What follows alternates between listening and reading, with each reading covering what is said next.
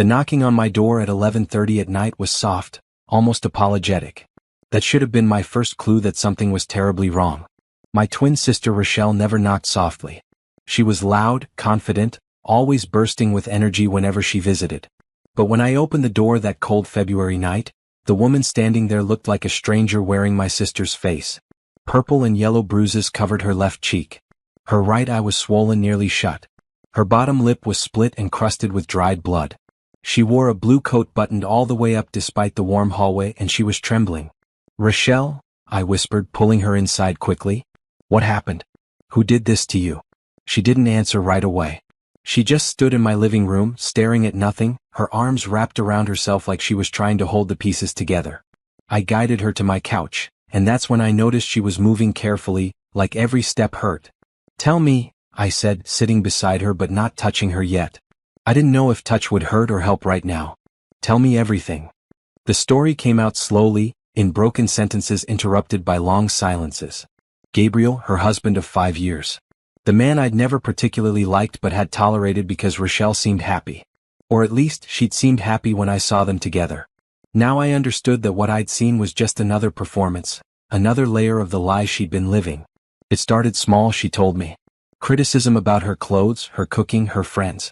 Then the isolation began. He convinced her to quit her job as a teacher. He said they didn't need the money, that she should focus on their home. That seemed reasonable at the time. Then he suggested she see her friends less. They were a bad influence, he said. They didn't understand their marriage. "I should have known," Rochelle said, her voice barely above a whisper. "I should have seen it coming." "This is not your fault," I told her firmly. "None of this is your fault. The first time he hit her was 2 years ago. She'd burned dinner because she was on the phone with me. He slapped her across the face and then immediately apologized, crying, saying he'd had a terrible day at work and would never do it again. She believed him. Or she wanted to believe him. Maybe there wasn't much difference. But he did do it again. And again.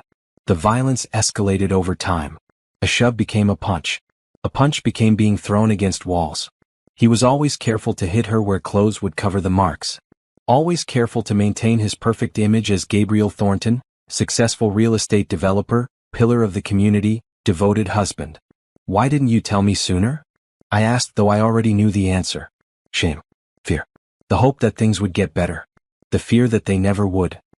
"He said no one would believe me," Rochelle said. "He said everyone thinks he's perfect. He said if I left him, he'd make sure I lost everything. He controls all our money, Renee. All of it. I don't even have my own bank account anymore." I felt rage building inside me, hot and fierce. Gabriel had systematically destroyed my sister's independence, her confidence, her sense of self. He'd isolated her from everyone who loved her and made her dependent on him for everything. And then he'd used that dependency to keep her trapped. "What happened tonight?" I asked. "What made you finally come here?" Rochelle touched her swollen eye gently. "He came home angry. Some business deal fell through. He started yelling about dinner not being ready. I tried to explain that he hadn't told me what time he'd be home, and he just lost it. He hit me over and over. I thought he might actually kill me this time." She started crying then, really crying, and I held her carefully, mindful of where she might be hurt.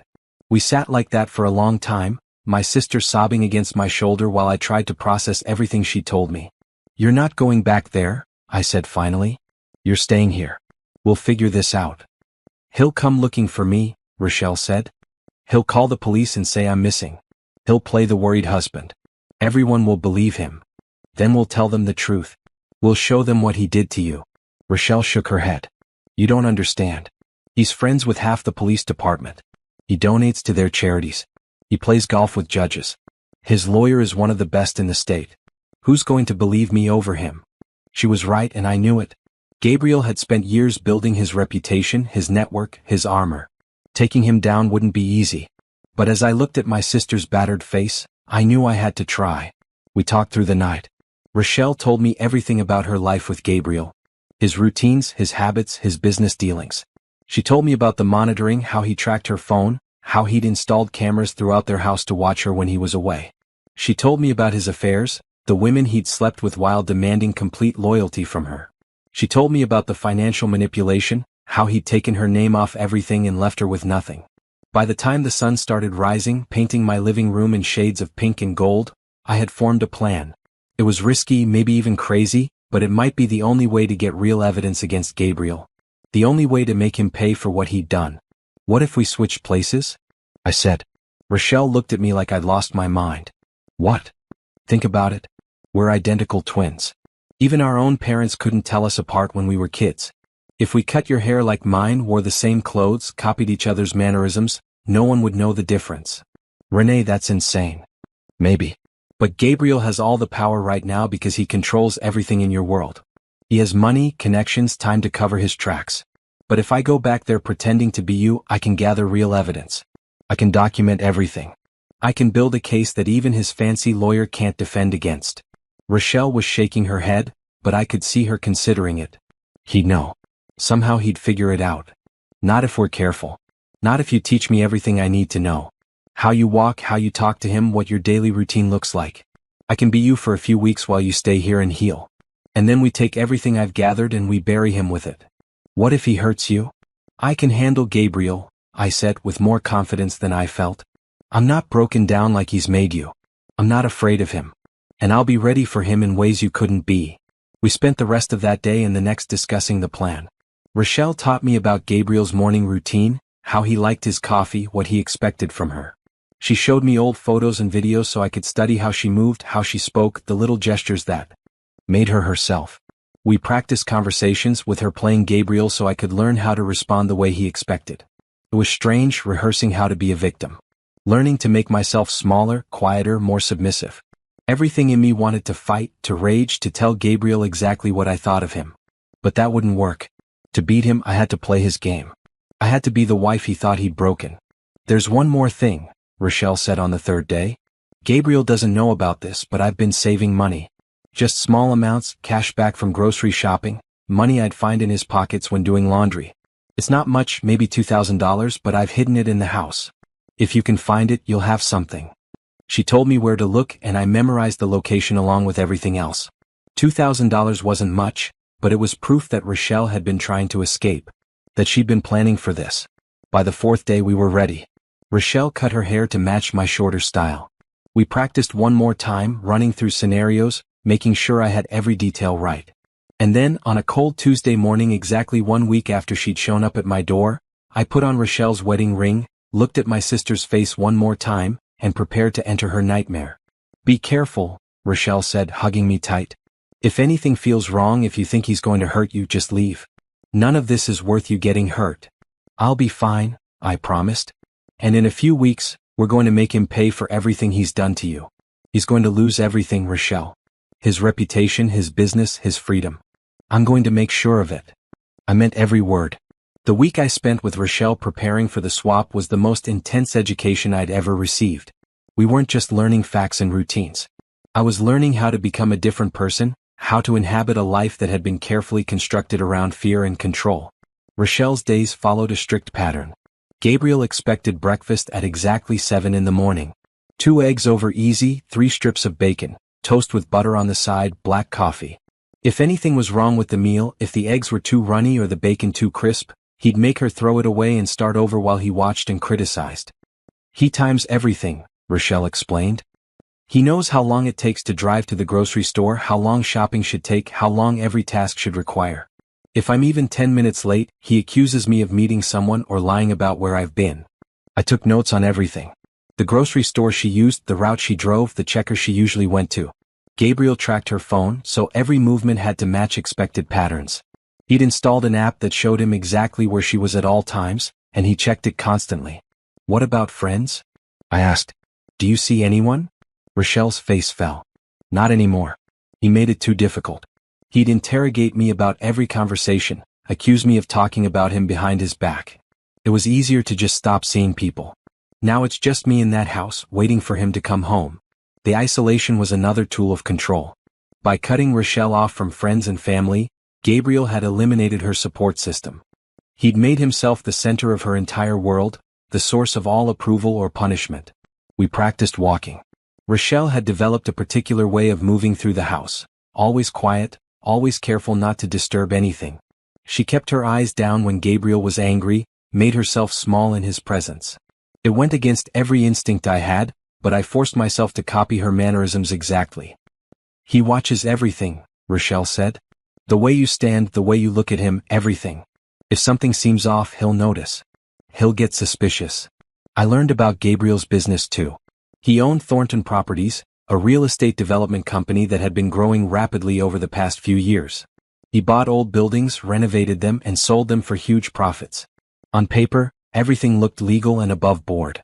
But Rochelle had overheard enough phone calls and seen enough documents to suspect otherwise. He's involved in something shady, she told me. I don't know exactly what, but I've heard him on the phone late at night talking about deals that needed to stay quiet, about payments that couldn't be traced.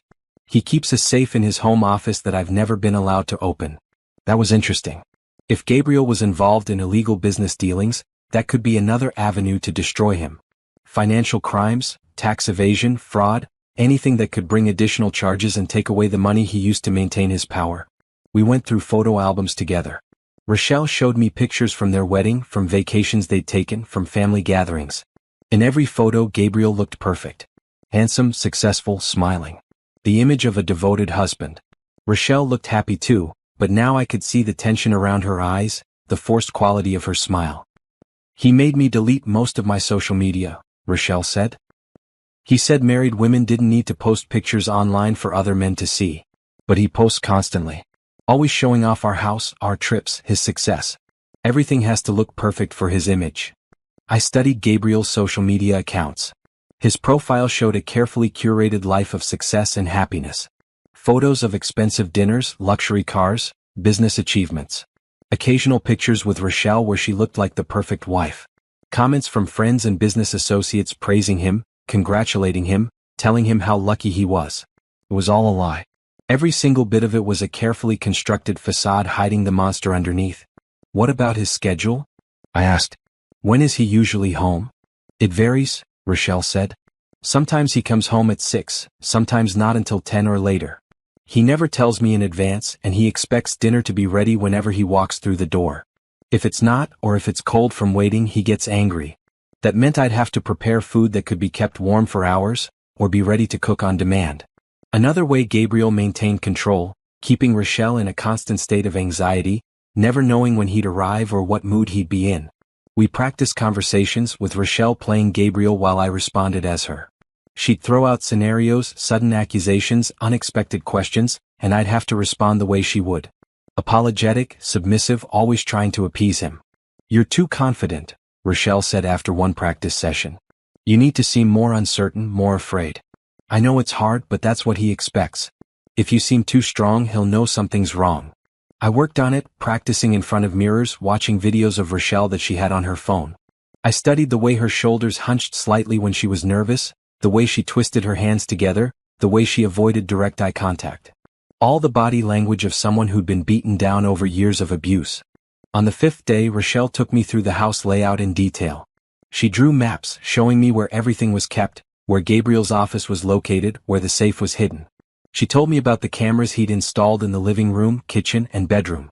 The only place without cameras was the guest bathroom, and even that was only because Gabriel rarely went in there. The cameras record everything, Rochelle said. He reviews the footage sometimes, looking for any sign that I'm doing something wrong. You'll have to be careful about what you do when you're alone in the house. That would make gathering evidence harder, but not impossible. I just have to be smart about when and where I collected information. The cameras might even work in my favor if I could get Gabriel to reveal his true nature on them. We talked about money. Gabriel gave Rochelle a weekly allowance for groceries and household expenses. She had to save every receipt and justify every purchase. He'd canceled her credit cards years ago, closed her bank account, made sure she had no financial independence at all. That's how he keeps me trapped, Rochelle said quietly. No money means no way to leave, no way to hire a lawyer, no way to start over. I'm completely dependent on him for everything. But she'd been fighting back in small ways. The cash she'd been hiding was proof of that. And there might be other things Gabriel didn't know about, other small acts of resistance that could help build our case. On the 6th day, we practiced physical scenarios. What to do if Gabriel grabbed me, how to fall to minimize injury, how to protect my vital organs if he started hitting. Rochelle demonstrated the defensive postures she'd learned through painful experience, and I memorized them hoping I'd never need them. If he gets really angry, he goes for the stomach and ribs, Rochelle said, her voice distant. He learned early on that hitting me in the face too often would raise questions. But body shots he can hide under clothes. I felt sick hearing this, but I needed to know. I needed to understand exactly what I was walking into so I could be prepared. We also discussed allies. Rochelle had a neighbor, Patricia, who lived 2 houses down. They'd been friendly once, but Gabriel had gradually ended that relationship too. Still, Patricia had asked Rochelle more than once if everything was okay at home. She might be someone who'd noticed things, who might be willing to talk if approached correctly. There's also Gabriel's business partner, Frank, Rochelle said. They've been partners for 10 years, but lately I've heard them arguing. Something about Gabriel taking too many risks, making decisions without consulting him. Frank might know things about the business that could be useful. I added these names to my mental list of potential witnesses. People who'd seen cracks in Gabriel's perfect facade, who might be willing to testify if given the chance. By the 7th day, I felt as ready as I'd ever be. We'd been through every scenario we could think of, every possible situation I might encounter. Rochelle had taught me everything she knew about being Gabriel's wife, about surviving in that house, about maintaining the illusion of normalcy while dying inside. Are you sure about this? Rochelle asked one more time. It's not too late to find another way. I'm sure, I said. This is the only way to get evidence that will actually hold up. The only way to make sure he can't hurt you anymore. We hugged, holding each other tight. We'd always been close, but this past week had bonded us in a new way. I understood now what my sister had endured, the courage it had taken just to survive each day. And I was more determined than ever to make Gabriel pay for every moment of pain he'd caused her. The next morning, I put on clothes from Rochelle's wardrobe. A green sweater and jeans, nothing fancy. I styled my hair the way she wore hers, put on her wedding ring, took her keys and phone. When I looked in the mirror, Rochelle looked back at me. We were identical again, the way we'd been as children before life had taken us in different directions. Remember, Rochelle said, walking me to the door. If anything feels wrong, if you're in real danger, just get out. Call the police, call me, do whatever you need to do. Promise me. I promise, I said. But I'm going to see this through. For you and for every other woman he might hurt if we don't stop him. I drove to Rochelle's house, my hands steady on the wheel despite the nervousness in my stomach. The house was in an upscale neighborhood, a beautiful 2-story colonial with a perfectly manicured lawn. It looked like a dream home from the outside. No one would ever guess it was a prison. I used Rochelle's keys to open the door and stepped inside. The house was exactly as she described it. Elegant furniture, expensive decorations, everything in its place. And cameras in the corners watching everything. I was in. Now the real work began. The house felt wrong from the moment I stepped inside. Everything was too perfect, too controlled. The white carpet showed no footprints. The magazines on the coffee table were arranged at exact angles. Even the pillows on the couch were positioned with mathematical precision. This wasn't a home where people lived. It was a showroom, a stage set designed to project an image of perfection. I walked through slowly, getting a feel for the space while staying conscious of the cameras. Living room with the leather furniture and huge television. Dining room with the table that seated 12 but probably never hosted guests. Kitchen with top-of-the-line appliances that gleamed like they'd never been used, though I knew Rochelle cooked here every day. The master bedroom was upstairs. I climbed the steps carefully, trailing my hand along the railing the way Rochelle had shown me. The bedroom was large, decorated in shades of gray and navy blue. The bed was made with military precision. Gabriel's suits hung in the walk-in closet, organized by color and style. Rochelle's clothes took up less than a quarter of the space. I checked the time. 10 in the morning. Gabriel wouldn't be home until evening at the earliest, possibly not until late night. That gave me hours to explore, to start looking for evidence, to understand the cage my sister had been trapped in. I started in Gabriel's office. It was the one room Rochelle had been forbidden to enter, which meant it was probably where he kept his secrets. The door was locked, but I'd expected that. Rochelle had mentioned that Gabriel kept a spare key hidden in the bathroom, taped behind the mirror. I found it exactly where she'd said, along with several other keys on the same ring. The office was impressive. Dark wood desk, leather chair, built-in bookshelves lined with business books and legal texts. A computer sat on the desk, password protected. Filing cabinets stood against one wall, all locked. And there, behind a painting of a sailing ship, was the safe Rochelle had mentioned. I didn't try to open the safe yet. I didn't know the combination, and I didn't want to risk triggering any alarms. Instead, I focused on the filing cabinets. The keys I'd found unlocked them, and I started going through files methodically. Business contracts, property deeds, financial statements. Everything looked legitimate on the surface, but I photographed every document with Rochelle's phone, which I'd switched to airplane mode so Gabriel couldn't track it in real time. I'd go through everything in detail later, looking for irregularities. In the bottom drawer of the second cabinet I found something interesting. A file labeled personal that contained bank statements for an account in Gabriel's name only. The deposits were irregular but substantial. 20,000 here, 15,000 there, 10,000 somewhere else. Nothing that matched the regular income from Thornton Properties. I photographed every page, my heart beating faster. This could be the start of something. Unexplained income, possibly unreported to the IRS.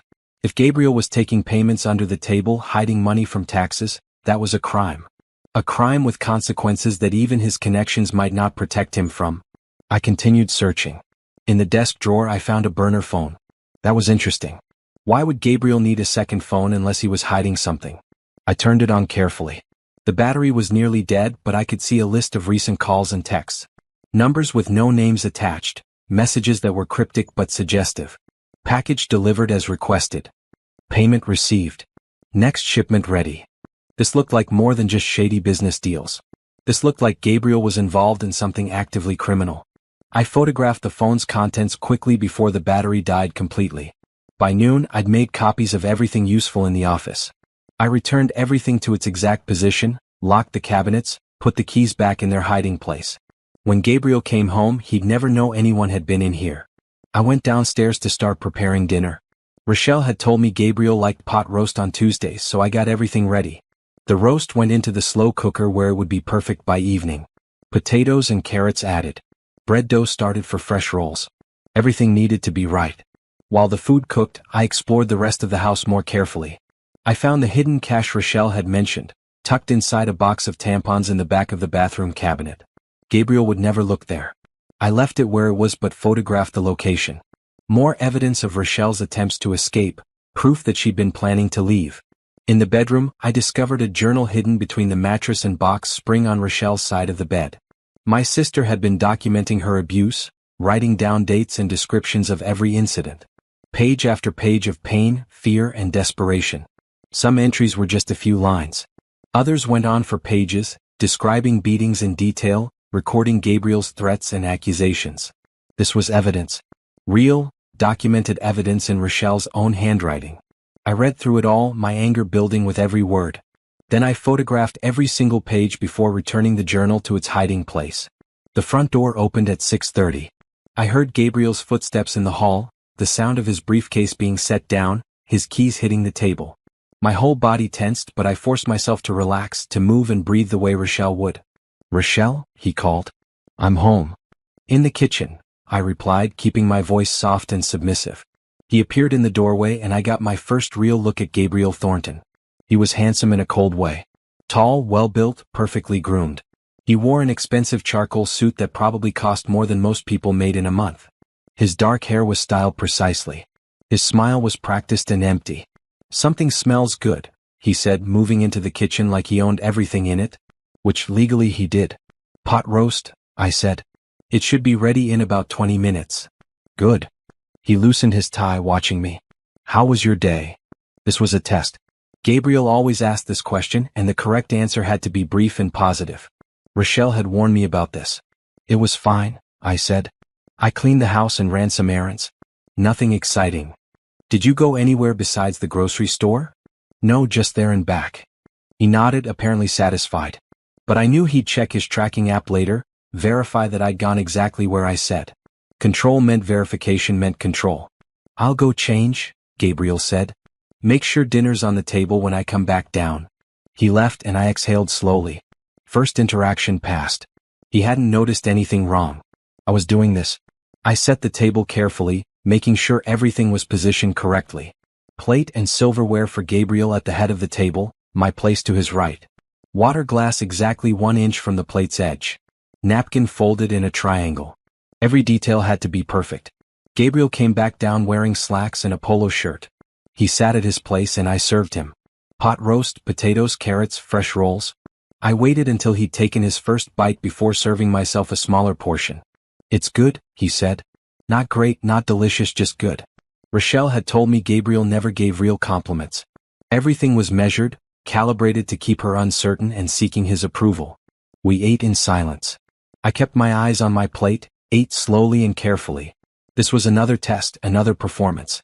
Rochelle had learned over 5 years exactly how to behave at dinner to avoid setting Gabriel off. "I have a business dinner tomorrow night," Gabriel said finally. "You'll need to come with me. Wear the red dress I bought you." "Of course," I said quietly. "And Rochelle?" He waited until I looked up at him. "Don't embarrass me. Remember what happened last time." I didn't know what had happened last time, but I nodded like I understood. I'd have to ask Rochelle about that later, find out what I needed to be prepared for. After dinner, I cleaned up while Gabriel went to his office. I heard him on the phone, his voice too low to make out words. Business calls, probably. Or maybe calls related to whatever illegal activity that burner phone suggested. I finished the dishes and went upstairs. I'd sleep in the guest room tonight, I decided. I could say I had a headache, that I didn't want to disturb him. Creating some distance seemed smart, at least for the first few days. But when I tried the guest room door, it was locked. I hadn't expected that. I checked the other spare bedroom. Also locked. Every room except the master bedroom was locked from the outside. Of course. Gabriel controlled everything, including where Rochelle could sleep. There was no escape, no private space, nowhere she could go to feel safe. Even in her own home, she was trapped. I had no choice but to go to the master bedroom. I changed into pajamas in the bathroom, taking my time, hoping Gabriel would fall asleep before I had to get into bed. But when I came out, he was sitting on the edge of the bed, waiting. "Come here," he said. Every instinct screamed at me to refuse, to tell him exactly what I thought of him, to walk out right then. But that would blow my cover. That would end this before I had enough evidence to destroy him. I walked over slowly and he grabbed my wrist. Not hard enough to hurt yet, but firm enough to show his control. "You seem different today," he said, studying my face. "Is something wrong?" "No," I said. "I'm just tired." "Tired?" He repeated the word like it was an accusation. "You're home all day. What do you have to be tired about?" "I'm sorry," I said, using the words Rochelle had taught me. The words she'd learned to say reflexively to defuse his anger. "You're right. I'm fine." He held my wrist a moment longer, then released it. "Get some sleep. I need you looking good tomorrow night." He turned off the light and I got into bed, staying as close to the edge as possible. Gabriel fell asleep quickly, his breathing deep and even. But I lay awake for hours, staring at the ceiling, thinking about my sister who'd endured this every single night for 5 years. Tomorrow I'd gather more evidence. Tomorrow I'd push a little harder, test the boundaries a little more. But tonight, I just tried not to think about where I was, about the monster sleeping 2 feet away from me, about how long this was going to take. I'd promised Rochelle I'd make him pay. And I would. No matter what it took. The business dinner was at the Riverside Club, one of those expensive restaurants where the staff whisper and the menu has no prices. Gabriel had laid out the red dress he mentioned, a form-fitting cocktail dress that was elegant but modest. I put it on and checked myself in the mirror, making sure I looked exactly like the perfect wife Gabriel expected to present. "You look acceptable," Gabriel said when he saw me. "Not beautiful, not gorgeous, just acceptable." Another way to keep Rochelle off balance, to make her constantly question her worth. We drove in silence. Gabriel's BMW was immaculate inside, leather seats that smelled expensive, dashboard without a speck of dust. He controlled the radio, the temperature, everything. Even the car was part of his domain where Rochelle had no say. The Riverside Club was exactly as pretentious as I expected. Crystal chandeliers, white tablecloths, waiters in tuxedos. Gabriel was greeted by name, shown to a table where 3 other couples were already seated. Business associates, I realized. This dinner was about Gabriel showing off his success, his beautiful wife, his perfect life. "Everyone, you remember my wife Rochelle?" Gabriel said, his hand on the small of my back. Possessive, controlling even here. I smiled and nodded, shaking hands, making small talk. The other wives were friendly enough, discussing shopping and upcoming charity events. Their husbands talked business, throwing around numbers and property addresses and profit margins. I stayed quiet mostly, playing the demure wife role. But I listened carefully to every conversation, mentally recording details. Names, business deals, anything that might be useful later. Gabriel's partner Frank was there with his wife Helen. Frank was older than Gabriel, maybe 50, with gray hair and tired eyes. "That Mitchell Street project is moving forward?" Frank asked Gabriel. "On schedule," Gabriel replied. "We should close next month." The permits came through faster than I expected. I know people, Gabriel said with a smile that didn't reach his eyes. It's all about connections, Frank. You know that. Frank didn't look entirely happy with that answer, but he didn't push. I filed that away.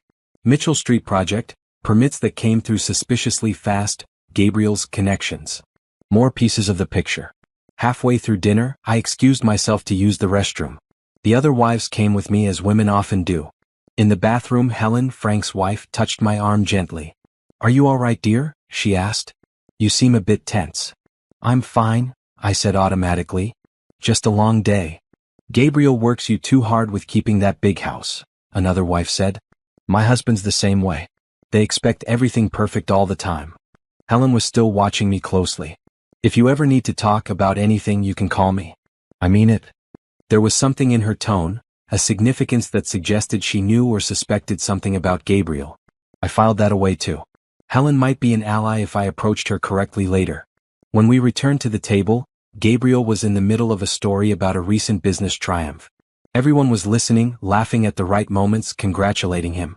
He was in his element here, the center of attention, admired and respected. No one would ever believe this man was capable of beating his wife. That was what made him so dangerous.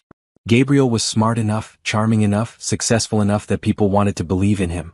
They wanted to think he was exactly what he appeared to be. The truth was too ugly, too disturbing for them to accept without proof. We left the restaurant at 10. Gabriel was in a good mood, which should have been a relief. But I'd learned from Rochelle that Gabriel's moods could turn instantly. Good didn't mean safe. You did well tonight, he said on the drive home. You knew when to talk and when to be quiet. That's important. Thank you, I said, because that's what he expected. Frank's been questioning some of my decisions lately, Gabriel continued, more to himself than to me. He's getting cautious in his old age. Doesn't want to take risks anymore. But that's how you make real money, taking risks others are afraid of. I stayed quiet, letting him talk. When Gabriel got talkative, he sometimes revealed things he shouldn't. Rochelle had mentioned this, how he'd discuss business deals in front of her like she was furniture, assuming she wasn't smart enough to understand what he was saying. The Mitchell Street deal is going to be huge, Gabriel said. Triple our investment at least. Frank doesn't need to know all the details of how I made it happen. What he doesn't know won't hurt him. That was interesting. Gabriel was hiding aspects of the deal from his own business partner. That suggested something illegal or at least unethical. More ammunition for later. Back at the house, Gabriel went straight to his office. I changed into comfortable clothes and went to the guest bathroom, the only room without cameras. I locked the door and pulled out Rochelle's phone, which I'd been keeping in airplane mode except for brief windows when I could safely use it. I texted Rochelle quickly, updating her on everything I'd learned. The burner phone, the suspicious income, Gabriel's conversation about the Mitchell Street deal. Then I turned the phone back to airplane mode and hid it in my pocket. When I came out, Gabriel was waiting in the hallway. I jumped, startled. How long had he been standing there? What took you so long? He asked. I wasn't feeling well, I said. My stomach's been upset all evening. He looked at me suspiciously. You seemed fine at dinner. I didn't want to embarrass you by being sick at the restaurant. That was the right answer. Gabriel's image was everything to him. He nodded, accepting the explanation. Take something for it, he said. I don't want you looking sick tomorrow. We have the Henderson showing in the afternoon, and I need you to look good. The Henderson showing? I asked carefully, trying to sound like I'd just forgotten rather than never knowing. The penthouse listing I told you about last week, Gabriel said, irritation creeping into his voice. Don't tell me you forgot. No, of course not, I said quickly. I'm sorry, I'm just not feeling well. He stared at me another moment, then turned away. Get some rest. And Rochelle? If you're going to be scattered and forgetful, you need to work on that. I can't have a wife who can't remember simple things. I went to bed, my mind racing. The Henderson showing was something Rochelle hadn't mentioned because Gabriel probably told her about it after she'd already left. I'd have to play it by ear, figure out what he expected from me as we went. But Gabriel's suspicion was a problem. He was already noticing small differences in behavior, tiny inconsistencies between how I acted and how Rochelle would have acted. I needed to be more careful. Over the next few days, I settled into a routine. Cook breakfast, clean the house, prepare dinner, play the perfect wife. And whenever Gabriel was at work, I searched. I went through his office systematically, photographing documents, copying files from his computer when I managed to guess his password, which turned out to be his birth date plus the year he founded his company. I found more suspicious bank statements, more cryptic texts on the burner phone after I charged it. I found contracts that looked legitimate on the surface but had strange clauses buried in the fine print. I found evidence of bribes, payoffs, deals that involved cash exchanges and no paper trail. Gabriel was running a successful business as a cover for illegal activities. He was bribing building inspectors, paying off city officials, laundering money through property deals. The scope of his crimes was bigger than I'd initially thought. I also found something else. Photos on Gabriel's computer, hidden in a folder with an innocent name. Photos of women who weren't Rochelle. Women in hotels and restaurants in various states of undress. Gabriel wasn't just abusive. He was a serial cheater who apparently documented his affairs. Some of the women I recognized from his social media. Business associates, clients, even one of the wives from the dinner at Riverside Club. Gabriel had been carrying on multiple affairs while demanding complete loyalty from Rochelle, while isolating her and controlling every aspect of her life. I copied everything. Every photo, every document, every piece of evidence. I bought a USB drive when I was out grocery shopping, using cash Rochelle had given me so the purchase wouldn't show on the account Gabriel monitored. I stored everything on the drive and hid it with Rochelle's hidden cash. But as I gathered evidence, Gabriel was growing more suspicious. He started asking strange questions, making comments about how I seemed different. He checked in more frequently during the day, calling or texting to ask what I was doing. He came home unexpectedly once and seemed almost disappointed to find me exactly where I should be, doing exactly what I'd said I'd be doing. "You've been acting strange," he said one night at dinner. "Ever since you got sick that night after the business dinner. Are you hiding something from me?" "No," I said, keeping my voice steady. "I'm not hiding anything." "You better not be," Gabriel said. "You know what happens when you lie to me, Rochelle?" Yes, I knew. Rochelle's journal had documented it in painful detail. But I wasn't Rochelle, and I wasn't afraid of Gabriel the way he expected me to be. That was becoming a problem. I needed to push forward with the plan. I'd been gathering evidence for 2 weeks, and I had enough to start building a case. But I needed to do it carefully. Gabriel was getting suspicious, and a suspicious Gabriel was a dangerous Gabriel.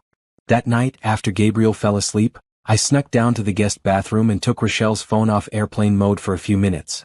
I had a contact, Detective Brian Foster, who Rochelle had found online. He specialized in domestic violence cases and had agreed to look at evidence if we could provide it. I sent him an encrypted email with a summary of what I'd found. Financial crimes, evidence of abuse, documentation of Gabriel's affairs. I asked if it was enough to move forward, if we could start building an official case. His response came quickly. "This is good, but I need more for financial crimes. The abuse evidence is solid. Can you get me bank account numbers, specific transaction details for the suspicious deposits? And we'll need your sister's testimony. Is she ready for that?" I thought about Rochelle, safe at my apartment, healing but still fragile. Was she ready to testify against Gabriel? To face him in court and tell her story publicly? I didn't know. But we'd cross that bridge when we came to it. I sent back, "I'll get you the financial details. Give me a few more days." The next morning, Gabriel left early for a site visit. As soon as he was gone, I went straight to his office. I needed those account numbers, those transaction details. I needed enough evidence that even Gabriel's lawyers couldn't defend him. I was so focused on the computer that I didn't hear the front door open. Didn't hear footsteps on the stairs. Didn't know Gabriel had come back until he was standing in the office doorway, staring at me sitting at his desk. "What are you doing?" he asked, his voice very quiet. My heart stopped. I'd been caught. "I asked you a question, Rochelle." Gabriel's voice was still quiet, but there was steel underneath. "What are you doing in my office?" I forced myself to stay calm, to think fast. I was sitting at his desk with his computer on, logged into his files. There was no innocent explanation for this, so I had to go with a partial truth. "I was looking for something," I said, keeping my voice small and frightened, the way Rochelle would sound. "Looking for what?" He stepped into the room, closing the door behind him. The click of the latch felt final, like a trap springing shut. "Money," I said. "I needed money." Gabriel laughed, but there was no humor in it. "You need money? I give you everything. This house, your clothes, food, and allowance for groceries. What else could you possibly need?" "I wanted to buy you a birthday present," I said, the lie forming as I spoke. "Something special. But my allowance isn't enough, and I didn't want to ask because I wanted it to be a surprise. His birthday was in 3 weeks.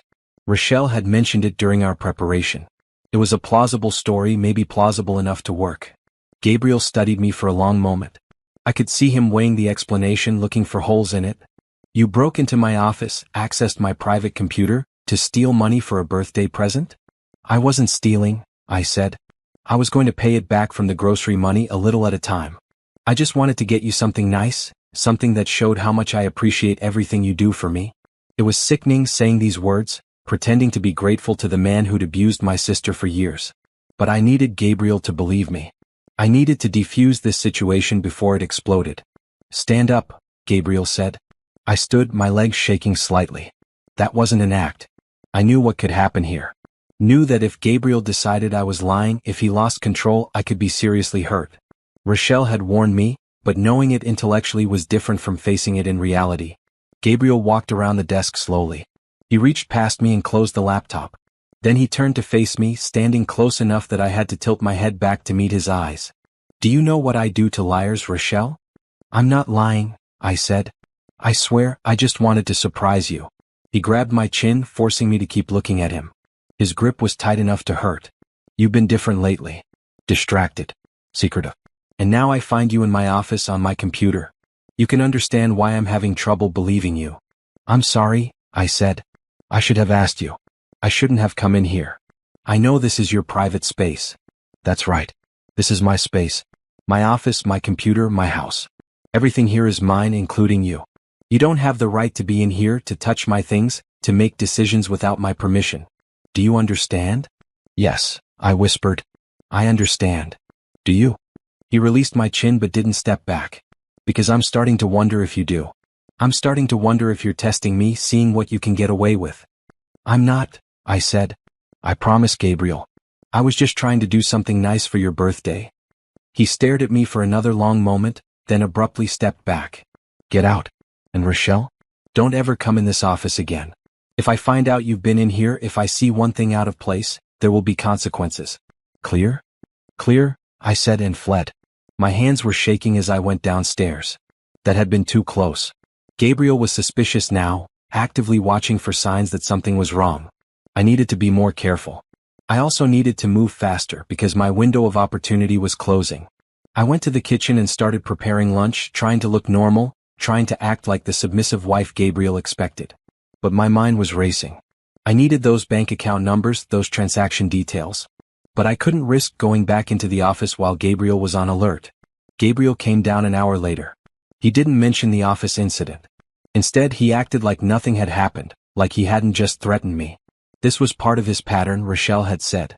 Anger followed by normalcy, keeping her constantly off balance, never knowing which Gabriel she'd be facing. I have to go back out, he said. I'll be home late tonight. Don't wait up. Okay, I said. Do you want me to leave dinner in the oven? I'll eat out, he said. Don't worry about it. He left and I waited 30 minutes to make sure he wasn't coming back. Then I made a decision. I couldn't access Gabriel's office computer safely anymore, but there were other ways to get information. I called the bank number I'd found on those suspicious account statements. Thornton Properties, I said when the customer service representative answered. I need to verify some transaction details on our business account. I'll need to verify your identity first, the representative said. What's the account number? I rattled off the number from the statements I'd photographed. This is Rochelle Thornton. I'm calling on behalf of my husband Gabriel Thornton, the account holder. And what's your relationship to the account? I'm his wife and business partner, I lied smoothly. We manage Thornton Properties together. There was typing on the other end. I'm sorry, Mrs. Thornton, but I don't show you as an authorized user on this account. I can't give out information without speaking to Mr. Thornton directly. I'd expected that, but it was worth a try. I understand. Could you tell me what I'd need to become an authorized user? My husband and I are consolidating our business management, and it would be helpful if I had access. Mr. Thornton would need to come into the branch or submit a notarized form adding you to the account, the representative said. Would you like me to email you the form? Yes, please, I said, giving her an email address I'd set up just for this purpose. Send it to RochelleThornton72@gmail.com. I hung up and checked the email. The form was there. And on the form, as an example, was a sample account number format and details about what information the bank would require. It wasn't everything I needed, but it was something. I spent the rest of the day planning my next moves. Gabriel's suspicion was a problem, but it might also be an opportunity. If he was distracted worrying about what I was up to, he might make mistakes. He might get careless with his own security. I also started being more visible with the neighbors. I'd been keeping to myself, playing the isolated victim role. But now I made a point of being outside when Patricia, the neighbor Rochelle had mentioned, was getting her mail. "Hi," I said, waving. "Beautiful day, isn't it?" Patricia looked surprised but pleased. "Rochelle, it's good to see you. You've been keeping to yourself lately." "I know," I said, walking over to her yard. "Gabriel's been working so much and I've just been busy with the house. But I realized I've been neglecting my friendships." We chatted for a few minutes about nothing important. Weather, neighborhood gossip, an upcoming block party. But I could see Patricia studying me, noticing things. The way I stood a little straighter than Rochelle used to. The way I made eye contact more directly. "Is everything all right?" Patricia asked carefully. "At home, I mean." "Of course," I said, smiling. "Why do you ask?" "No reason," Patricia said, but she didn't look convinced. "It's just, sometimes I hear things. Arguments, maybe. I wanted to make sure you knew that if you ever needed anything, if you ever needed help, you could come to me." "That's very kind," I said. "But everything's fine. Gabriel and I are happy." I left it at that, but I'd planted a seed. Patricia was paying attention. She'd noticed the arguments, the tension. If things escalated, if I needed a witness who'd seen warning signs, Patricia might be willing to speak up. Over the next few days, I continued pushing boundaries in small ways. I took slightly longer at the grocery store than usual. I forgot to make Gabriel's coffee exactly the way he liked it one morning. I wore a blue sweater instead of the green one he'd laid out for me. Each small act of defiance was calculated. I was testing Gabriel's reactions, seeing how much I could push before he exploded. Because I needed him to explode on camera, in a way that couldn't be denied or explained away. Gabriel noticed. He became more controlling, more critical. He checked the mileage on Rochelle's car obsessively. He called multiple times during the day. He went through the groceries when I got home, questioning every purchase. "Why did you buy this brand?" he demanded, holding up a box of cereal. "You know I prefer the other one." "They were out of stock," I said. "I thought you'd want me to get something instead of nothing." "You should have gone to a different store," Gabriel said. "You should have made sure you got exactly what I wanted." "I'm sorry," I said, but I didn't sound as sorry as Rochelle would have. I couldn't quite make myself grovel the way he expected. Gabriel's eyes narrowed. "You're not sorry. You don't care about what I want anymore. You think you can just do whatever you want." "That's not true," I said. "I'm trying my best to make you happy." "Are you?" He stepped closer, using his height to intimidate. "Because it doesn't feel like it. It feels like you're challenging me, testing me, seeing what you can get away with." This was dangerous. I was pushing him toward the edge, and I needed to be careful not to push so hard that he hurt me seriously before I could complete my mission. "I'm not challenging you," I said, softening my tone. "I'm your wife. I love you. I just want us to be happy together." The words nearly choked me, but they had the desired effect. Gabriel's anger ebbed slightly, replaced by suspicion. "Then prove it. Prove you're still the wife I married." "How?" I asked. "The Henderson showing tomorrow," Gabriel said. "I need you there, looking perfect, acting perfect. Can you do that?" "Of course," I said. "We'll see," Gabriel said. "We'll see if you can remember how to behave properly." The next day, I dressed carefully for the Henderson showing. A navy dress, modest heels, minimal jewelry. Gabriel drove us to a high-rise downtown where Thornton Properties was selling a penthouse apartment. The place was stunning, floor-to-ceiling windows with city views, marble countertops, top-of-the-line everything. A couple was already there when we arrived. Rich, judging by their clothes and the way they moved through the space like they owned it already. Gabriel turned on the charm immediately, becoming the successful, personable businessman everyone expected. And I played my part. The perfect wife, smiling and nodding, offering comments about the kitchen or the master closet when appropriate. Gabriel kept his hand on my back the entire time, a gesture that looked affectionate but felt like control. The showing went well. The couple seemed interested, discussing prices and closing dates. Gabriel was in his element, negotiating, selling not just the property but his image as a trustworthy, successful developer. As we were leaving, Gabriel's phone rang. He looked at the caller ID and frowned. "I need to take this. Wait in the car." I went to the parking garage while Gabriel stayed in the lobby, pacing and talking. I couldn't hear what he was saying, but his body language was agitated. Angry. When he got to the car 10 minutes later, his jaw was tight. Frank is being difficult again. He wants to review all the Mitchell Street contracts, wants to audit the books. He's getting paranoid in his old age. Maybe he's just being careful, I said. He's being a coward, Gabriel snapped. He doesn't have the vision to see what I'm building. He wants to play it safe, make small profits, stay comfortable. That's not how you get ahead. He drove aggressively, weaving through traffic, taking turns too fast. His anger was palpable, filling the car like toxic gas. I stayed quiet, let him vent, and watched carefully. Frank thinks he can question my decisions, Gabriel continued. Thinks he has the right to audit my work. Well, he's in for a surprise. I'll show him exactly what I think of his interference. This was interesting. Gabriel and Frank's partnership was deteriorating. That could work in my favor. An angry business partner might be willing to share information, especially if he thought Gabriel was doing something illegal. When we got home, Gabriel went straight to his office and slammed the door. I heard him on the phone, his voice raised but not loud enough to make out words. This was my chance. I went to the guest bathroom and pulled out Rochelle's phone. I texted Detective Foster with an update about Gabriel's suspicious behavior, about the tension with Frank, about my belief that the Mitchell Street deal was connected to Gabriel's illegal activities. His response was immediate. Can you get proof? Specific documents about Mitchell Street? That could be the break we need. I replied, I'll try. But he's watching me closely now. I have to be careful. Understood. But we need that proof soon. From what you've told me, we have enough for abuse charges, maybe some financial crimes. But if Gabriel's bribing officials or laundering money, we can add years to his sentence. Get me that proof. I deleted the conversation and put the phone away. Mitchell Street documents. Gabriel kept everything important in his office and I'd been banned from going in there. But I had to find a way. Because Detective Foster was right. The more charges we could bring, the longer Gabriel would be locked away, the safer Rochelle would be. That night, I lay in bed next to Gabriel, listening to him sleep, and formed a plan. It was risky, but everything about this situation was risky. I'd come this far. I wasn't backing down now. Tomorrow, I'd find those Mitchell Street documents. Tomorrow, I'd get the proof we needed. And soon, very soon, Gabriel Thornton's perfect life was going to come crashing down around him.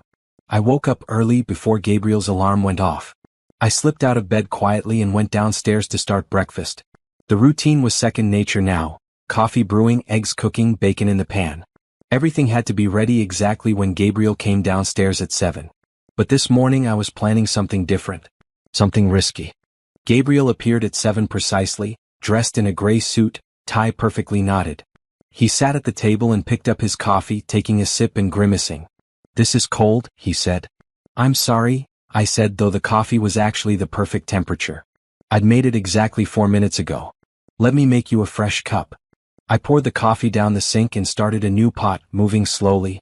Gabriel checked his watch impatiently. I have an 8 o'clock meeting, he said. I don't have time for this.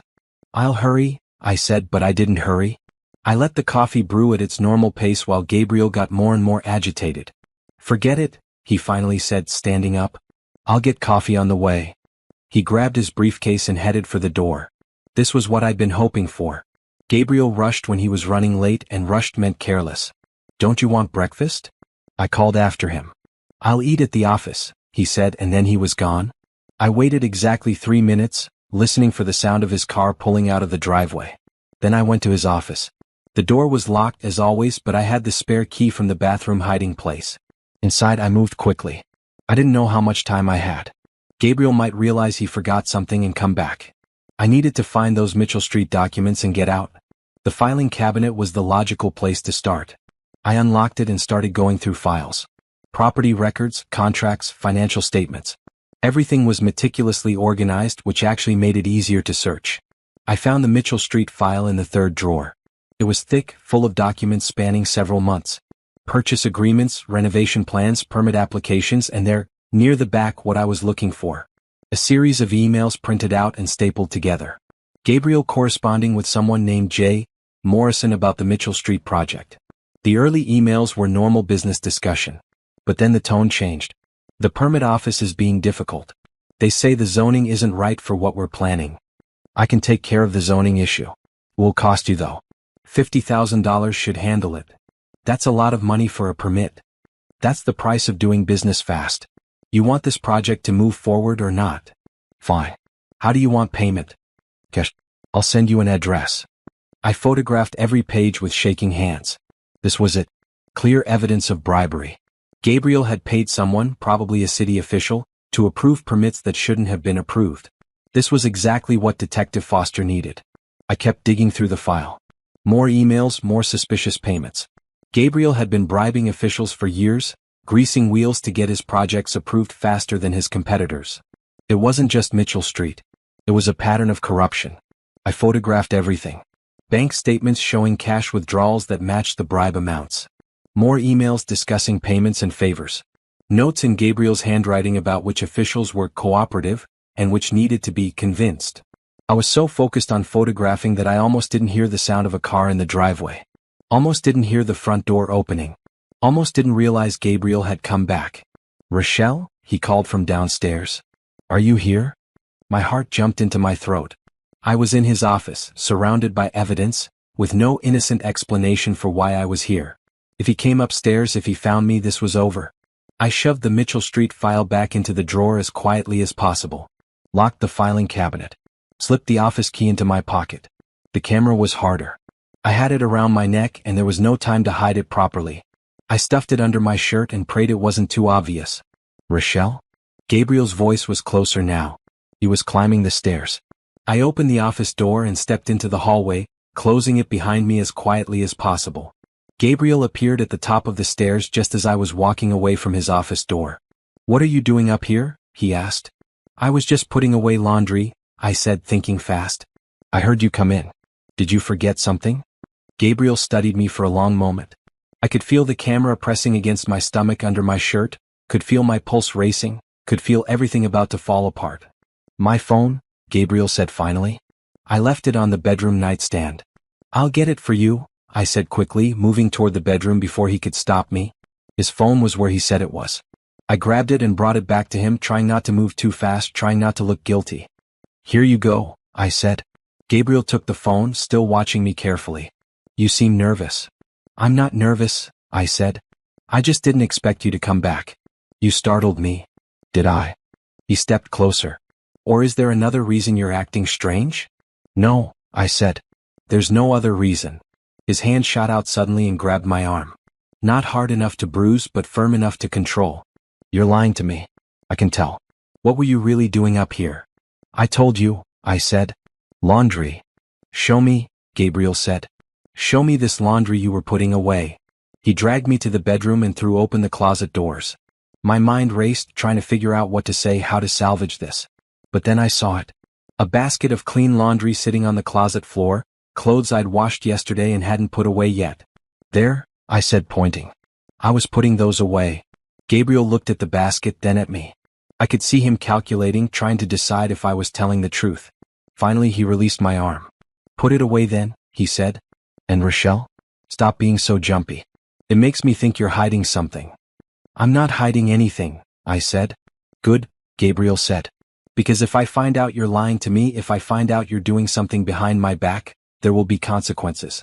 Do you understand? I understand, I said.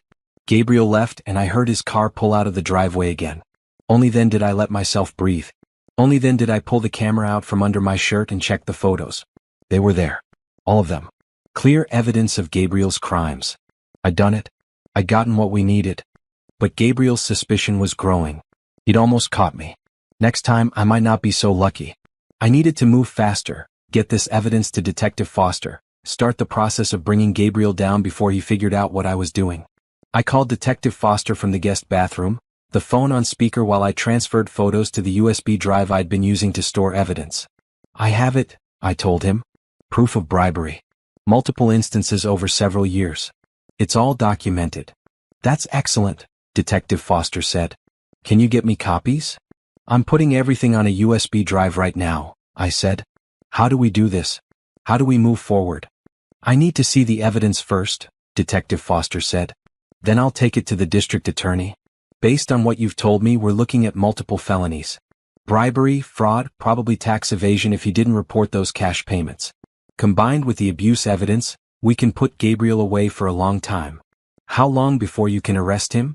I asked. These things take time, Detective Foster said. We need to build an airtight case. But based on what you're telling me, we're close. Maybe a week, 2 at most. I don't know if I have 2 weeks, I said. Gabriel's getting suspicious. He almost caught me today. If he figures out what I'm doing, he could destroy evidence or hurt me. Can you get the USB drive to me today? Detective Foster asked. If I have everything you can get out of there. Go back to your sister's apartment and wait while we finalize the case. I'll bring it to you this afternoon, I said. Where do you want to meet? We arranged to meet at a coffee shop across town, somewhere Gabriel would never go. I'd tell him I was going grocery shopping, give him the usual route I took, and then detour to meet Detective Foster. I finished transferring the files and hid the USB drive in my purse. Then I went downstairs and called Gabriel at his office. I need to go grocery shopping, I said when he answered. We're running low on a few things. Fine, Gabriel said. But be back by 3. I'm coming home early today and I want dinner ready. I will, I said. See you at 3. I hung up and checked the time. 11:30. That gave me 3.5 hours, plenty of time to meet Detective Foster and get back. I grabbed Rochelle's keys and headed out. The coffee shop was busy, full of people working on laptops or chatting over drinks. I found Detective Foster at a corner table, a middle-aged man with graying hair and kind eyes. He'd been patient with me over the past few weeks, answering my questions, giving me advice on how to gather evidence safely. Mrs. Patterson, he said, standing to shake my hand. He knew my real name, knew the whole story of the sister swap. I'm glad you made it. Here's everything, I said, passing him the USB drive across the table. Photos of documents, bank statements, emails, all of it. Everything you need to prove Gabriel's been bribing city officials. Detective Foster plugged the drive into his laptop and started scrolling through files. His expression grew more serious with each page. This is good, he said. Really good. This is evidence of systematic corruption. And you say you have evidence of abuse as well? Photos of my sister's injuries, her journal documenting years of abuse, medical records from a hospital visit after one particularly bad beating, I said. It's all on there. And you're willing to testify? Detective Foster asked. Your sister too? Yes, I said. We both are. We want to make sure Gabriel pays for everything he's done. Detective Foster nodded. Then I'll take this to the DA today. We'll start building the case immediately. In the meantime, I think you should get out of that house. It's not safe for you there anymore. I agree, I said. I'll pack a bag and leave today. Tell Gabriel I'm visiting a sick friend or something. By the time he realizes I'm not coming back, you'll already have the arrest warrant. That's smart, Detective Foster said. Stay safe and I'll be in touch soon. I left the coffee shop feeling lighter than I had in weeks. It was almost over. Soon Gabriel would be arrested, charged, locked away where he couldn't hurt anyone else. Rochelle would be free. I would have kept my promise to her. I stopped at the grocery store on the way home, buying everything on my list so Gabriel couldn't accuse me of lying about where I'd been. I checked the time. 2:15. Perfect. I'd be home with time to spare. But when I pulled into the driveway at 2:30, Gabriel's car was already there. He'd said he wouldn't be home until 3. Why was he here early? I grabbed the grocery bags and went inside, my stomach sinking. Something was wrong. I could feel it. Gabriel? I called. I'm home. No answer. The house was quiet but not empty. I could sense him here somewhere, waiting. I put the groceries on the kitchen counter and turned around. Gabriel was standing in the doorway, blocking my exit. His face was calm, but his eyes were cold. Hi, honey, I said, trying to sound normal. I didn't expect you home so early. I bet you didn't, Gabriel said. Where were you, Rochelle? Grocery shopping, I said. I told you I was going.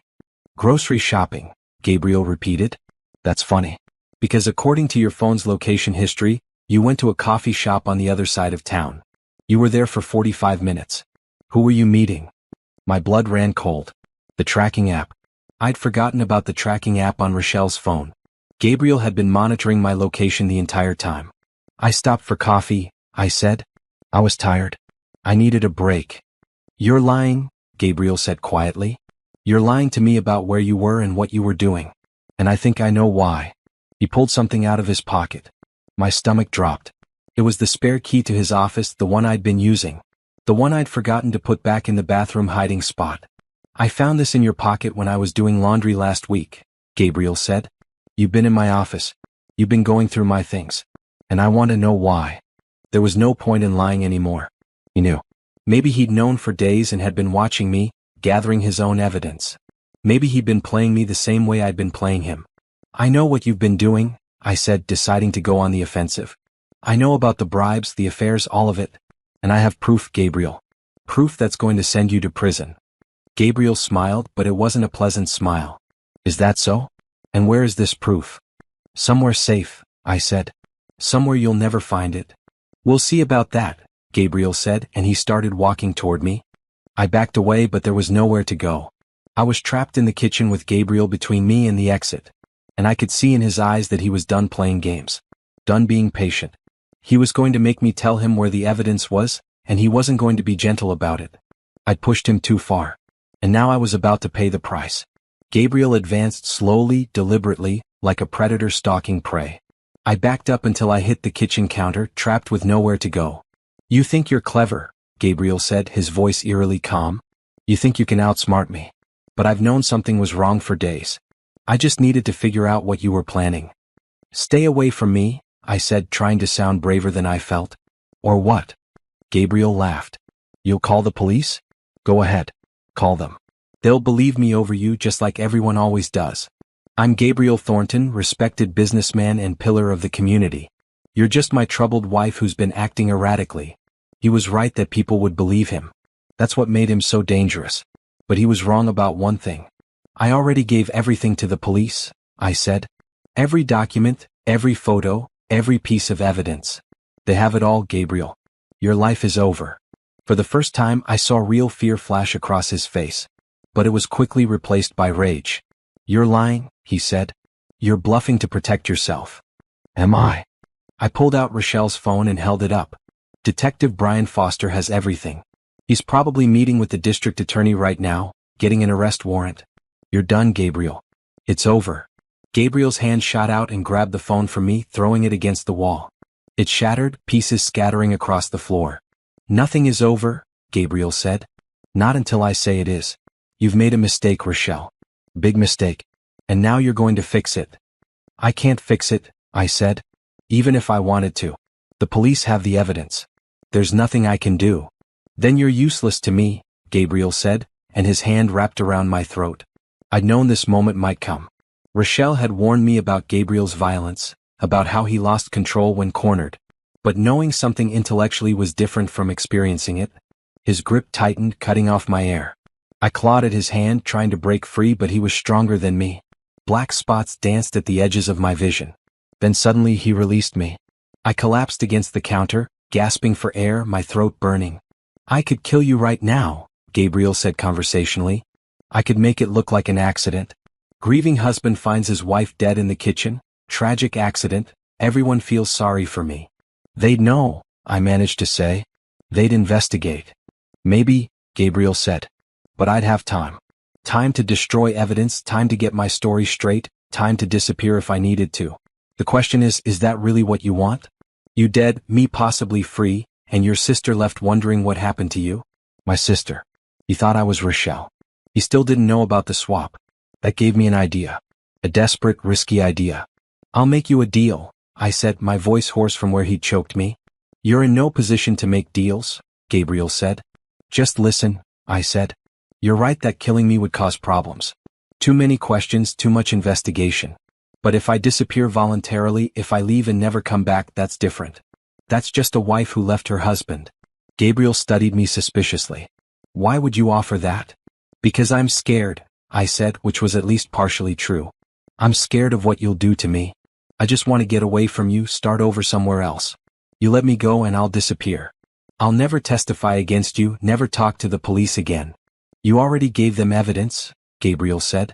Evidence they can't use without my testimony, I lied. I'm the source. Without me to verify where it came from, it's just random documents that could have been faked. You know how the legal system works, Gabriel. You need witnesses. I could see him considering it. He wanted to believe there was a way out of this, a way to salvage his life. You'd really do that? He asked. Just disappear? Yes, I said. I'll pack a bag, leave right now, and you'll never see me again. All I want is my life, Gabriel. That's all I've ever wanted. Gabriel was quiet for a long moment. Then he nodded slowly. Fine. Pack a bag. You have 10 minutes. And Rochelle? If you ever come back, if you ever try to testify against me, I will find you.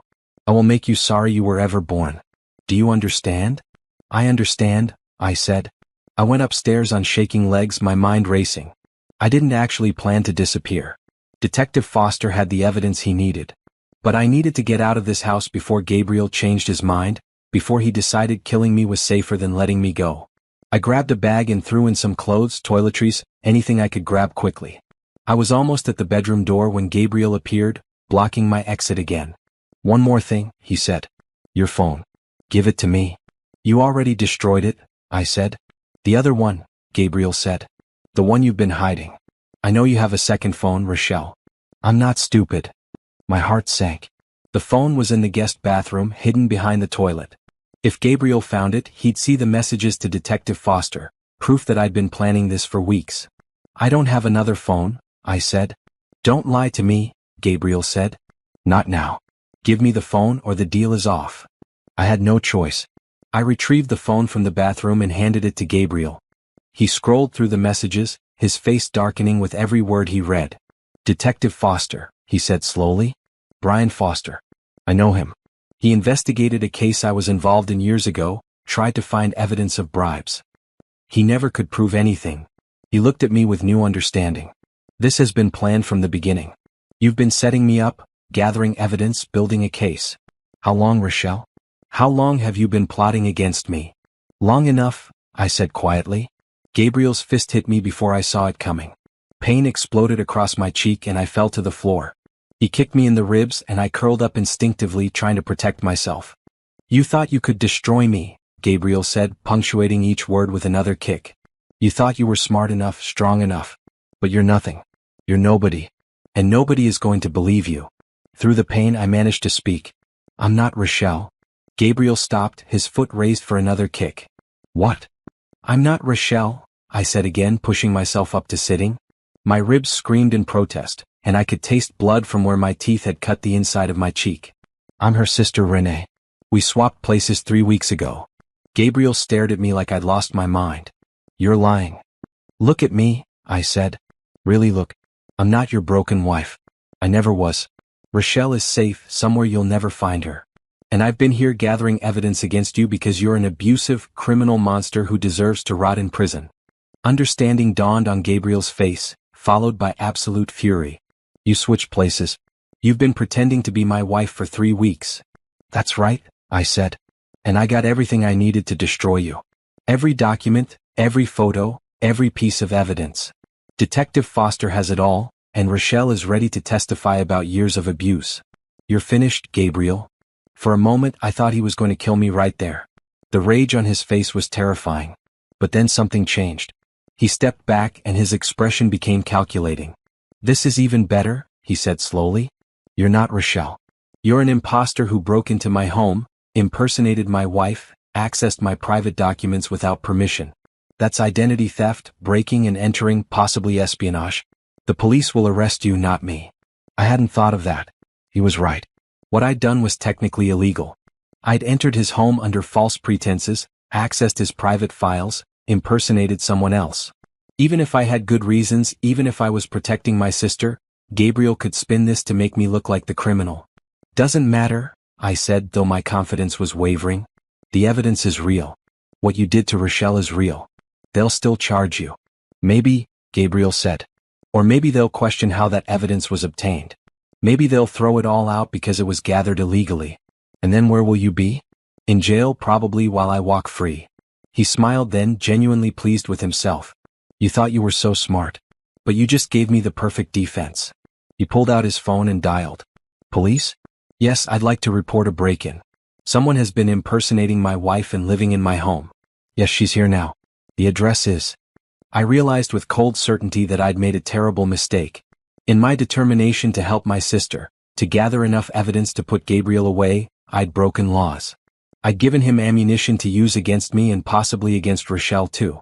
But as Gabriel was giving the police his address, I heard sirens in the distance. Getting closer. Coming here. Gabriel heard them too. He frowned, confused. What? The sirens stopped outside. Car doors slammed. And then someone was pounding on the front door. Police. Open up. Gabriel and I stared at each other. Then he ran to the window and looked out. His face went pale. There are 3 police cars out there, he said. The pounding came again. Gabriel Thornton. This is the police. We have a warrant for your arrest. Open the door now. Detective Foster hadn't waited. He'd taken the evidence straight to the DA, gotten a warrant, and come immediately. They were here to arrest Gabriel right now. Gabriel looked at me and I saw something like respect in his eyes mixed with the hatred. You really did it? You actually took me down? I told you I would, I said. The front door burst open. Police officers flooded in, Detective Foster leading them. They found us in the bedroom, me on the floor bruised and bleeding, Gabriel standing over me. Gabriel Thornton, you're under arrest, Detective Foster said. Charges include bribery of public officials, fraud, assault, and domestic violence. You have the right to remain silent. 2 officers grabbed Gabriel, pulling his arms behind his back, snapping handcuffs on. He didn't resist. He just stared at me as they read him his rights. This isn't over, he said. My lawyers will tear you apart. You broke into my home, impersonated my wife, stole my private documents. You'll go to prison too. Maybe, I said, letting Detective Foster help me to my feet. But you'll be there longer. And Rochelle will be free. That's all that matters. They led Gabriel away. I watched through the window as they put him in the back of a police car, watched as the car pulled away with him inside. It was over. Finally over. Detective Foster turned to me. Are you all right? Do you need a paramedic? I'll be fine, I said, though my ribs hurt with every breath. Is Rochelle safe? She's safe, Detective Foster assured me. We had officers watching your apartment just in case Gabriel tried anything. She's been worried about you. Can I see her? Soon, Detective Foster said. But first, I need you to come to the station and give a statement. Everything that happened, everything you found, all of it on record. Can you do that? Yes, I said. I can do that. They took me to the police station. I spent 3 hours telling them everything, answering every question, describing every piece of evidence I'd collected. My hands shook as I signed the statement, but I kept my voice steady. When I was finally finished, Detective Foster walked me out to where Rochelle was waiting. My sister looked better than she had 3 weeks ago. The bruises had faded. There was color in her face again. And when she saw me, she ran over and hugged me tight. You did it, she whispered. You really did it. We did it, I said, hugging her back despite my aching ribs. Together. The next few days were a blur of activity. Lawyers, police interviews, media attention. Word had gotten out about Gabriel's arrest, and suddenly everyone wanted to know the story. The respected businessman, the hidden abuse, the sister who'd swapped places to gather evidence. But Rochelle and I stayed mostly silent. We let our lawyers handle the press while we focused on the legal case building against Gabriel. Attorney Monica Reynolds was exactly who we needed. She was sharp, experienced, and had a reputation for taking down abusers who thought they were untouchable. When we met her in her office 3 days after Gabriel's arrest, she laid out the situation clearly. Gabriel's lawyers are trying to get the evidence thrown out, she said. They're claiming everything was obtained illegally because Renee entered the home under false pretenses. Will that work? Rochelle asked nervously. No, Monica said firmly. First, you had every right to give your sister access to your home. You're married to Gabriel, your name is on the deed, and you authorized Renee to be there. That covers the breaking and entering claim. What about the impersonation? I asked. Gabriel said I committed identity theft. You were impersonating your own sister, who gave you permission to do so, Monica said. That's not illegal. Weird, yes, but not illegal. And more importantly, Gabriel's abuse of Rochelle is well documented. The journal, the medical records, the photographs. That's evidence that exists independent of anything you found in his office. She pulled out a folder and opened it. The financial crimes are trickier. Some of the evidence you gathered from his office might be challenged. But here's what Gabriel's lawyers don't know yet. When Detective Foster got the warrant to search Gabriel's home and office, they found additional evidence. The safe you mentioned? They opened it. Found cash, more incriminating documents, and another burner phone with even more damaging texts. So the case is solid? Rochelle asked. Very solid, Monica said. Gabriel is looking at multiple felony charges. Bribery, fraud, assault, domestic violence. We're talking years in prison, maybe decades. His lawyers know this. That's why they're trying to attack the evidence collection instead of defending against the charges themselves. Over the next week, more details came out. The district attorney held a press conference announcing the charges against Gabriel Thornton. 3 counts of bribery. 7 counts of fraud. Multiple counts of assault and domestic violence spanning 5 years. The news coverage was intense. Gabriel's business partners were interviewed. His friends claimed they never suspected anything. Neighbors said they'd heard arguments but never knew how bad it was. Everyone had an opinion, a theory, a judgment. But what mattered most was what came out during the investigation. Other victims came forward. Women Gabriel had dated before Rochelle. All of them told similar stories of control, manipulation, violence. The pattern was clear and undeniable. And Gabriel's business dealings were worse than I'd even suspected. The Mitchell Street project was just the tip of the iceberg. Gabriel had been bribing officials for years, cutting corners on safety regulations, falsifying documents. One building he'd renovated had structural problems that could have collapsed and killed people. He'd paid off inspectors to overlook the issues. "He's a monster," Rochelle said one night as we watched the news coverage together. "I knew he was abusive, but I didn't know about the rest of it. All those people he put at risk just to make more money." "You couldn't have known," I said. "He hid it from everyone, even his business partner." Frank, Gabriel's former partner, had come forward too. He testified that Gabriel had been hiding deals from him, making decisions without consultation, taking risks that violated their partnership agreement. Frank had been suspicious for months but couldn't prove anything until the police investigation revealed everything. The preliminary hearing was set for 2 weeks after Gabriel's arrest. Rochelle and I sat in the courtroom, watching as Gabriel was led in wearing an orange jumpsuit, his hands cuffed. He looked smaller somehow, diminished without his expensive suits and confident smile. His lawyers tried every argument they could think of. The evidence was obtained illegally. The charges were based on circumstantial information. The witnesses were unreliable. But Judge Patricia Martinez wasn't buying any of it. "Mr. Thornton," the judge said after hearing both sides, "the evidence against you is substantial and credible. The charges will proceed to trial. Bail is denied. You'll remain in custody until the trial date." Gabriel's face went white. "Your Honor, I'm not a flight risk. I have a business to run, obligations." "You have multiple serious charges against you," Judge Martinez interrupted, "including evidence suggesting you've bribed public officials, which means you have connections that could help you flee. Bail is denied." They led Gabriel out, and I saw him glance back at Rochelle one time. There was no remorse in his eyes, no apology. Just cold anger that he'd been caught. The trial was set for 3 months later. That gave us time to prepare, time for Rochelle to work with Dr. Helen Price, a therapist specializing in domestic violence survivors. Time for me to heal from my injuries and deal with my own emotions about what had happened. Those 3 months were hard but necessary. Rochelle had nightmares about Gabriel, fears that somehow he'd get out, that he'd come after her. Dr. Price helped her process years of trauma, helped her understand that none of it was her fault. "He chose to hurt you," Dr. Price explained in one session I attended with Rochelle. "Nothing you did caused his violence. Nothing you could have done differently would have stopped it. This was about his need for control, his anger issues, his choice to abuse. Not about you." Rochelle cried a lot during those months, but she also started to heal. She started to remember who she'd been before Gabriel, started to reclaim parts of herself she'd lost. She applied for teaching jobs again. She reconnected with old friends. She started to rebuild a life. I went back to my own apartment and my graphic design work, but I checked in with Rochelle every day. We were closer now than we'd ever been, bonded by what we'd gone through together. The trial finally began in late summer. The courtroom was packed with reporters, curious onlookers, and people who'd been affected by Gabriel's crimes. Rochelle and I sat behind the prosecutor's table, Monica Reynolds beside us. Gabriel's defense team was expensive and aggressive. They attacked every witness, questioned every piece of evidence, tried to paint Gabriel as a successful businessman being targeted by a vindictive ex-wife and her meddling sister. But the evidence was overwhelming. Monica presented the photographs of Rochelle's injuries, the journal entries describing years of abuse, medical records from hospital visits, testimony from doctors and nurses who treated her.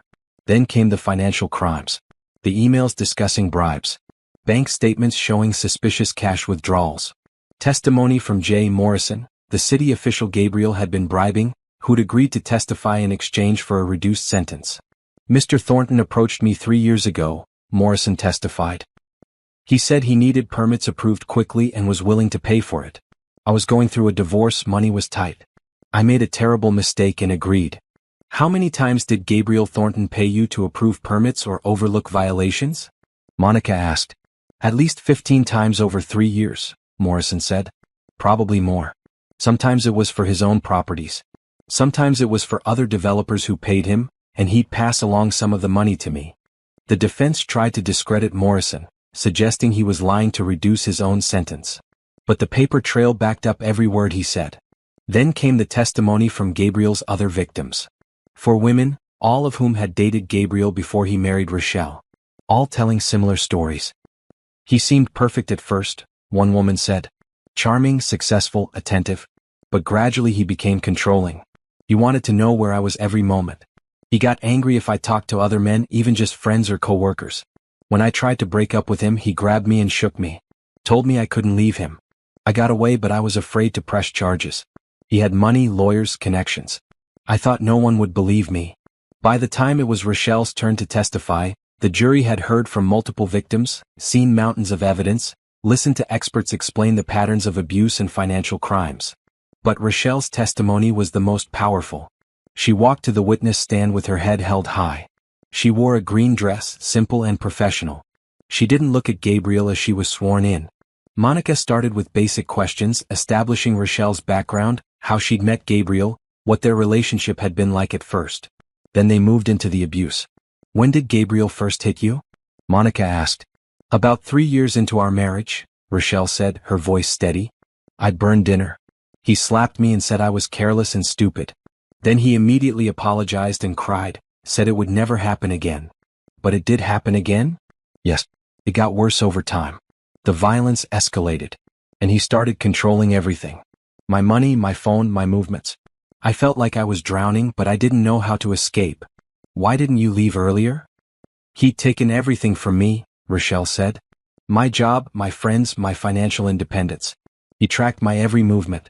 He told me no one would believe me if I accused him. And I believed him. He was so good at maintaining his public image while being a completely different person at home.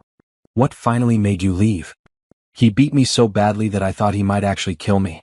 I realized if I stayed, I would die. So I went to my sister's apartment, and we came up with a plan to gather evidence against him. The defense attorney, a man named Richard Harrison, tried to shake Rochelle's testimony during cross-examination. He suggested she was exaggerating, that her injuries could have come from other sources, that she'd conspired with me to frame an innocent man. Isn't it true that you and your sister planned this elaborate scheme to steal your husband's money? Harrison asked. No, Rochelle said firmly. We planned to gather evidence of his crimes so he could be held accountable for what he'd done to me and to others. But you admit your sister impersonated you, entered Gabriel's home under false pretenses, accessed his private documents without permission? My sister entered my home, which I have every right to allow, Rochelle said.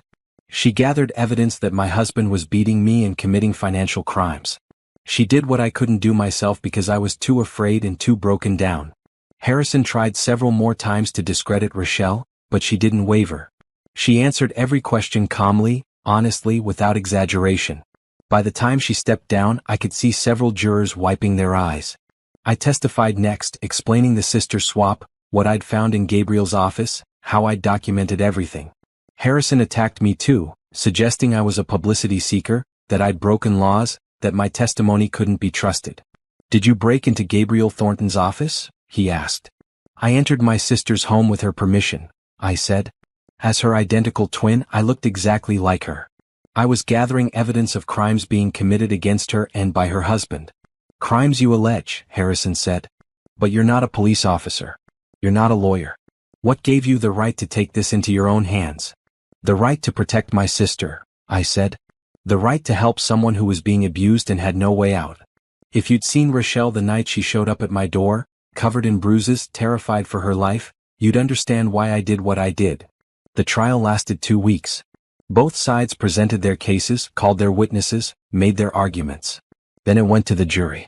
They deliberated for 3 days. 3 long days where Rochelle and I waited, hoped, prayed that justice would be served.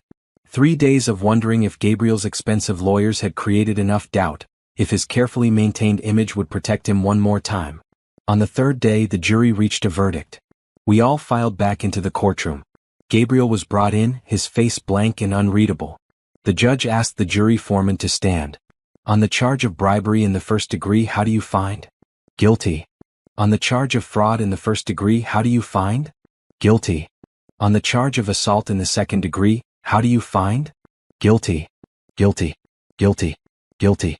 For every charge, for every crime, for every victim. The jury had seen through Gabriel's facade and found him guilty of everything. Rochelle grabbed my hand and squeezed tight. I looked over at Gabriel. His blank expression had cracked. He looked shocked, like he truly couldn't believe this was happening to him. Judge Martinez set sentencing for 2 weeks later. Gabriel was led away and Rochelle and I walked out of the courtroom into a crowd of reporters. How do you feel about the verdict? One asked. Relieved, Rochelle said simply. Justice has been served. We went back to my apartment and celebrated quietly. Just the two of us, eating takeout and watching mindless television. We didn't need fanfare or parties. We just needed to know it was truly over. 2 weeks later we returned for sentencing. Judge Martinez looked at Gabriel with no sympathy. Mr. Thornton, you have been found guilty of multiple serious crimes, she said. You abused your position of power and trust. You hurt people physically, emotionally, and financially. You showed no remorse and took no responsibility for your actions. She paused, looking at some papers. I'm sentencing you to 25 years in prison. With the terms of your sentence, you'll be eligible for parole in 17 years, but only if you show genuine rehabilitation. 25 years. Gabriel would be 60 when he got out, if he ever got out. His life, his reputation, his freedom, all gone. Rochelle exhaled beside me. It was finally truly over. The day after Gabriel's sentencing, I woke up to find Rochelle already awake, sitting at my kitchen table with her laptop open and a smile on her face. Look at this, she said, turning the screen to show me. It was an email from Riverside Elementary School. They want to interview me for a 4th grade teaching position. That's amazing, I said, sitting down beside her. When's the interview?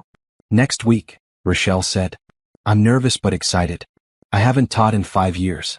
What if I'm not good at it anymore? You'll be great, I assured her. You love teaching. And now you get to do it again without anyone telling you that you can't. That was the strange part about the aftermath.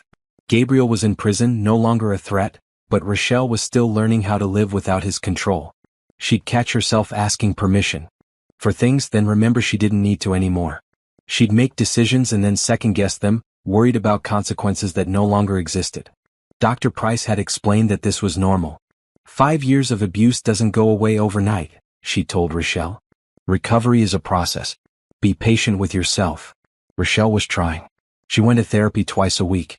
She reconnected with her old friend Whitney, who'd been her college roommate. She bought clothes and colors she liked instead of colors Gabriel had approved. Small steps, but each one mattered. The legal fallout continued for months.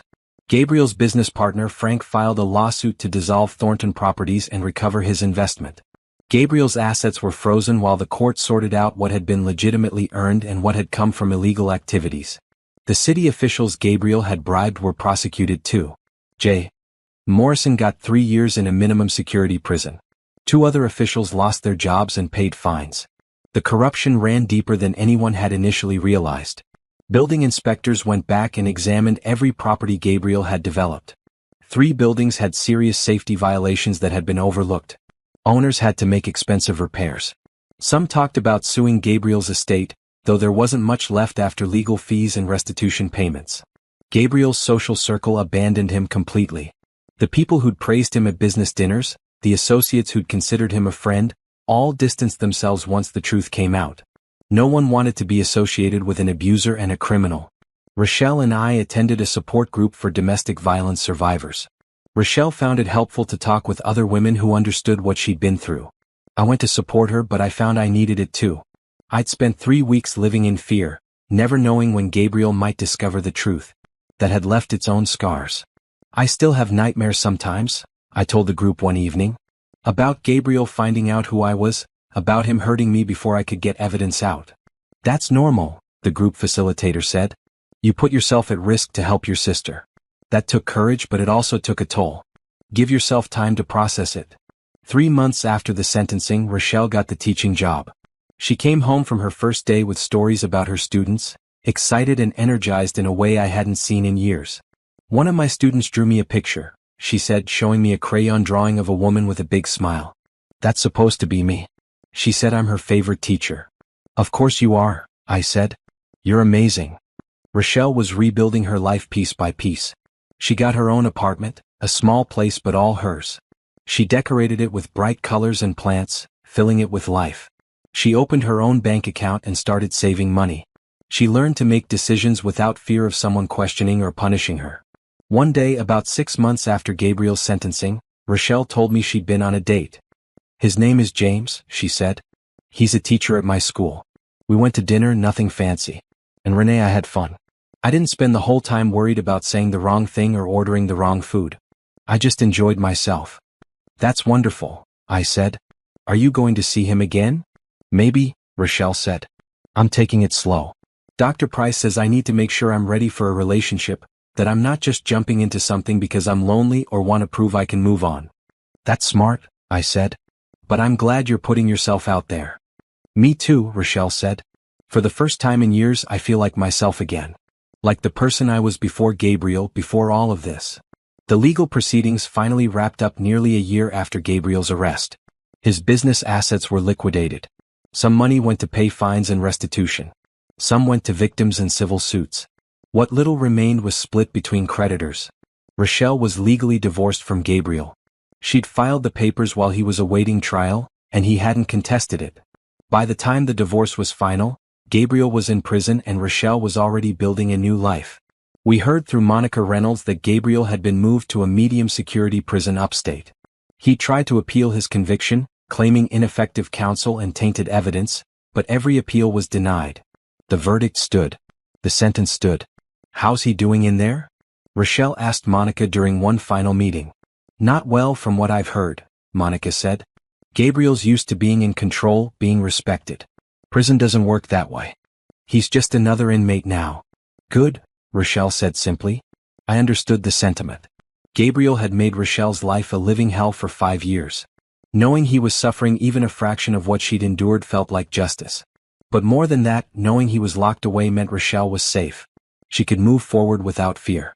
She could heal without looking over her shoulder. That was worth more than any revenge. A year after Gabriel's sentencing, Rochelle's relationship with James had gotten serious. He was kind, patient, understanding about her past without pitying her. He treated her with respect and care. I liked him immediately. He's nothing like Gabriel, Rochelle told me. James actually listens when I talk. He asks my opinion on things. He doesn't try to control me or tell me what to do. It's so different. That's how relationships should be, I said. Equal. Respectful. Based on trust, not control. I know that now, Rochelle said. I didn't before. I thought Gabriel's behavior was normal at first, then I thought it was my fault. But now I understand that none of it was normal or okay. We also heard about Gabriel's former victims. One of the women who'd testified, a woman named Catherine who'd dated Gabriel before Rochelle, had started a support organization for domestic violence survivors. She credited the trial with giving her the courage to speak out. If Rochelle and Renee could take down someone like Gabriel Thornton, then other survivors can find justice too, Catherine said in an interview. Their courage inspired me to help others find theirs. That made everything we'd been through feel worthwhile. Not just because Gabriel was in prison but because our story had helped others. Because it showed that abusers could be held accountable, that victims could find their voices, that justice was possible. My own life had changed too. My graphic design business grew. People heard about what I'd done for Rochelle, and some reached out asking if I'd helped document abuse in their own situations.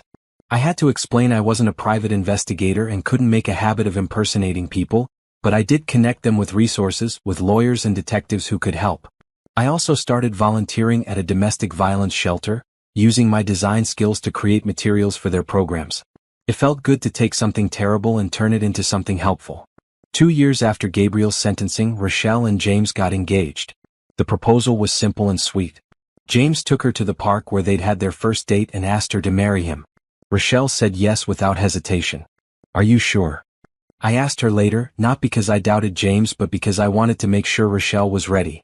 I'm sure, Rochelle said. James is nothing like Gabriel. He makes me happy. He treats me well. And I'm not the same person I was when I married Gabriel. I'm stronger now. I know what I deserve. And if anything ever felt wrong, I'd leave. I'd never let myself be trapped again. Then I'm happy for you, I said, hugging her tight. The wedding was planned for the following spring. Small and intimate, just close friends and family. Everything Gabriel's wedding hadn't been. Rochelle chose every detail herself, from the flowers to the music to the food. It was her day, her choices, her happiness. Meanwhile, Gabriel remained in prison. We heard occasional updates through Monica Reynolds. He'd gotten into fights with other inmates. He'd lost privileges for bad behavior. He'd filed more appeals, all rejected. His perfect image was gone forever, replaced by the reality of what he'd done and who he really was. Do you ever think about him? I asked Rochelle one day as we were planning her wedding. Sometimes, Rochelle admitted. But not the way I used to. I don't miss him. I don't feel guilty. I just think about how different my life could have been if I'd stayed with him. How close I came to never getting out. But you did get out, I said. You're free. You're happy. You're marrying a good man who loves you. Gabriel lost everything and you gained everything. That's justice. Yes, Rochelle said, smiling. That's justice. As we sent out wedding invitations and picked out dresses, I reflected on everything that had happened. 2 years ago, Rochelle had shown up at my door bruised and broken. Now she was thriving, healed, ready to start a new chapter of her life. Gabriel had tried to destroy her. Instead, we destroyed him. And from the ashes of that terrible marriage, Rochelle had rebuilt herself into someone stronger, wiser, happier than she'd ever been. That was the real victory. Not Gabriel's prison sentence, though that mattered. Not the justice system working the way it should, though that was important. The real victory was Rochelle's transformation from victim to survivor to someone living a full, joyful life. Gabriel had taken 5 years from her. But the rest of her life was hers now. And she was going to make it amazing. Spring arrived with clear blue skies and warm sunshine. Perfect weather for a wedding. Rochelle stood in front of the mirror in a red dress, simple and elegant, her hair styled in soft waves. She looked beautiful and confident and happy. Ready? I asked, adjusting the small bouquet of white roses she'd carried down the aisle. More than ready, Rochelle said. This feels right, Renee. Everything about this feels right. The ceremony was in a small garden venue, decorated with flowers and twinkling lights. About 50 people attended. Friends, family, Rochelle's fellow teachers, James's relatives. Everyone who mattered, everyone who'd supported Rochelle through her recovery. I walked down the aisle first as the maid of honor, wearing a maroon dress that complemented Rochelle's red one. Then came Rochelle, walking alone because she'd insisted she didn't need anyone to give her away.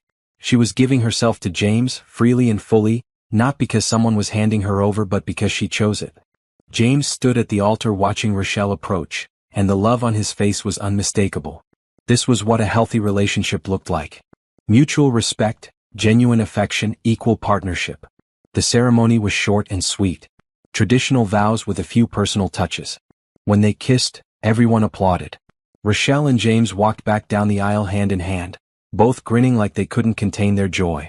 The reception was held in the same garden. Tables set up under a tent, music playing, food being served.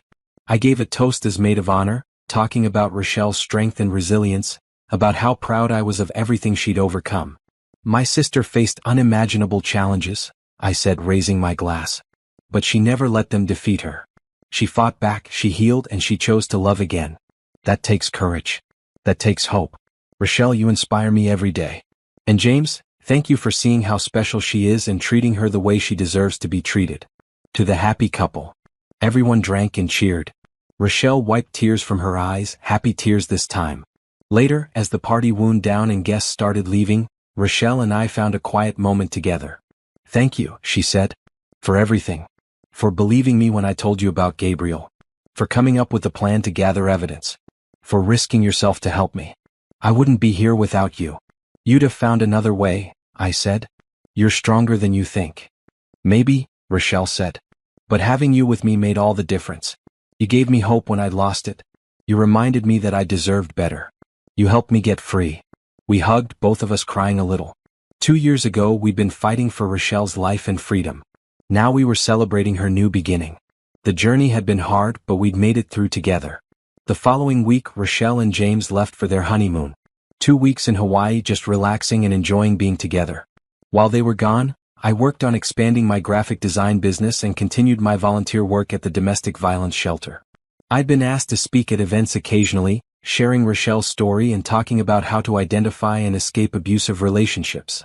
It was hard sometimes, reliving those 3 weeks I'd spent pretending to be her, remembering Gabriel's violence and control. But if sharing our story helped even one person, it was worth it. When Rochelle and James returned from their honeymoon, they settled into their new life together.